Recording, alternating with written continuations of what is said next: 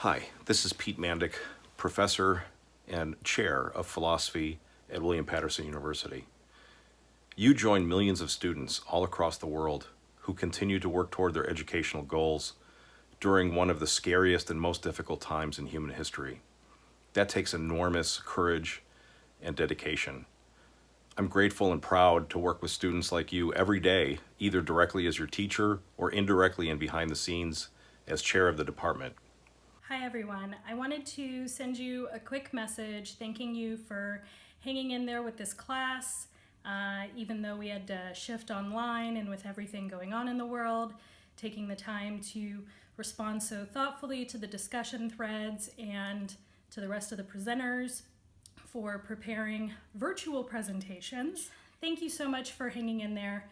I know it's been tough. It's been tough for everyone. We all have people that have been affected by COVID-19.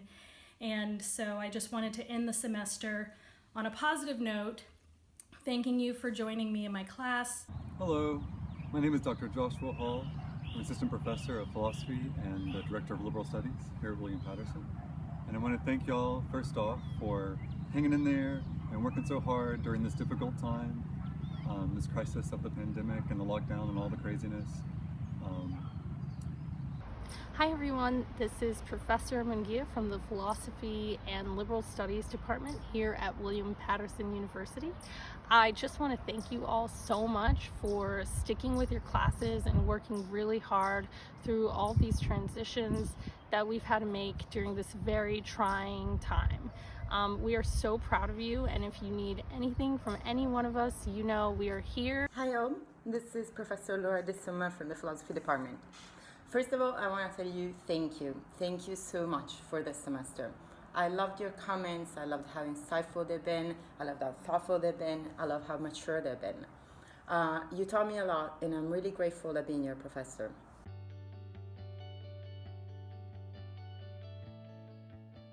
The interesting thing about philosophy is that it's particularly helpful, and it's often more popular and recognized as important during times of crisis. When things are falling apart, suddenly philosophy seems more relevant and more useful, in part because it's really good at examining the deep structures of things and asking questions about how did we get here and how could we move forward to a better place once this crisis has passed.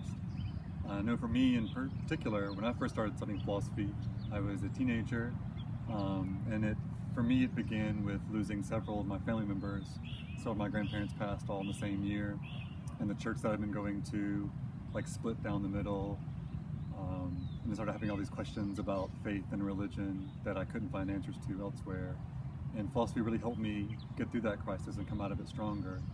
And it's been helpful to me in pretty much every crisis I've faced since then. Well, my colleagues, we thought about sharing something about our experience of becoming philosophers and what we did and what went through our mind when we decided to major in philosophy, or for some of you to minor in philosophy.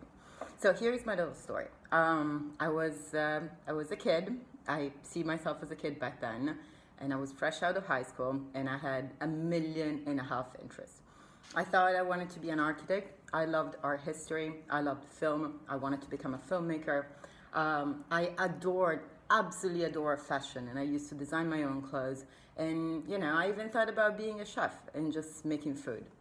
What I was worried about was to lose on any of these things. It was a terrifying choice. It was a paralyzing choice. And it was paralyzing because I was always afraid that choosing one thing, whether film or art history or anything else, would have meant leaving something out. And then, the really young version of myself actually thought, well, what about philosophy?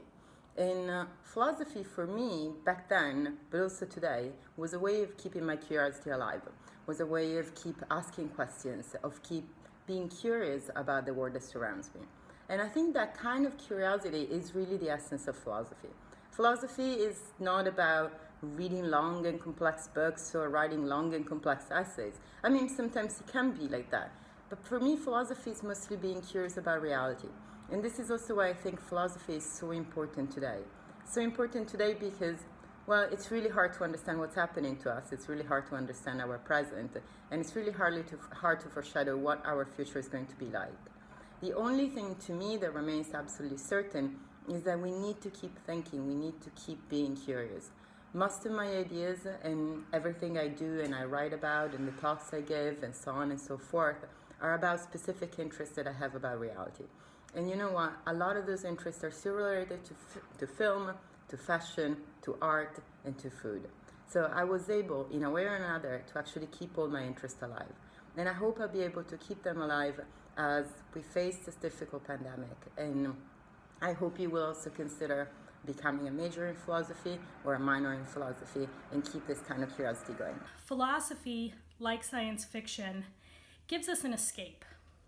We can intellectualize and think interesting thoughts about whether we are in fact in the middle of a computer simulation, or whether we're all playing an elaborate game and we're devising the rules in real time, or whether we're in a Turing test and maybe failing miserably at it.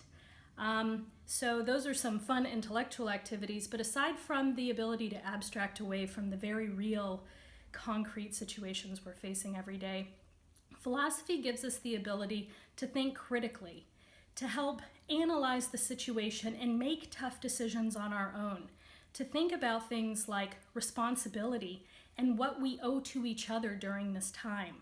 Should we curb our self-interest to help protect those who maybe would be more impacted by COVID than we ourselves would be because we're generally healthy and able-bodied? What do we owe to our healthcare workers and healthcare providers? What's the role of government in this? Should we be curtailing personal rights and freedoms? These are all questions that we're facing right now in real time, and questions that philosophers have been engaging with for hundreds of years. Hi there, this is Professor Eric Steinhardt, and I've been around for a while, and I knew this guy. We used to play basketball together when I was young, and he was pretty old even then. And so I go way back, and people have asked me, well, what was quarantine like when you were little? Well, there wasn't any. I don't know. And that's because this is a new thing, and it's a new thing for all of us, and it's a frightening thing and an exciting thing. Because you guys are entering a world of opportunity, and it's a very new world of opportunity. We can talk about the before time and the after time. And the after time is going to be different than the before time. And you guys are entering a period of great excitement and great opportunity, right? Things are going to be changing, old structures falling away, and new structures coming into place. I know many of you are worried about job markets, you're worried about opportunities for doing things you want to do, but you're young and you're in a position where there's going to be so much more new opportunities, so many more new things to do. And philosophy can help you with that. You've got enormous skills. You've got thinking skills, you've got reading skills, you've got writing skills, you've got technical skills. Even if you don't realize that you have those skills, you've got them. The task now is to figure out ways to put them to work and to help you. One of the things I like to encourage everybody to do in many of my classes, particularly, for instance, philosophy of technology, but in others, is to go out and look around you in the greater New York, New Jersey metropolitan region at the kinds of opportunities you have.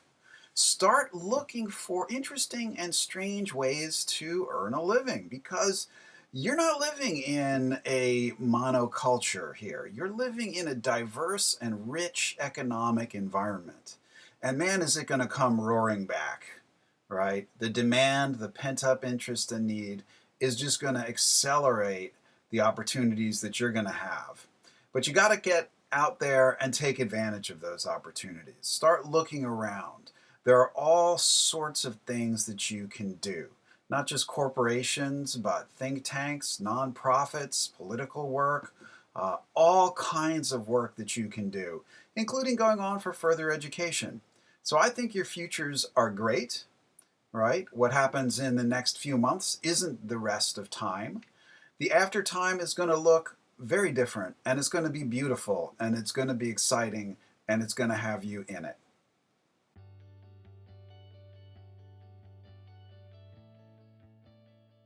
Try to make some time and space for me time, even if that means hiding in your child's tunnel so she can't find you for like a solid 2 minutes. Try to find the positive If there are any, go outside, take a walk, find a flower to smell, spend extra time with your pets, have Zoom meetings with your loved ones that you can't see. Stay strong, stay philosophical, and know that we're here to help.